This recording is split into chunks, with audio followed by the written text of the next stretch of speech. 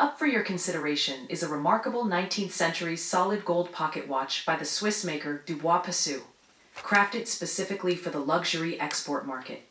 This exquisite timepiece is distinguished by its fully hand-painted enamel back, depicting a regal portrait of a noble figure in court dress executed in exceptional detail and color. The case is made of solid 14-karat gold, both artistically and mechanically of the highest standard of the era. A true collector's item that combines horology, portrait miniature enamel artistry, and historical significance.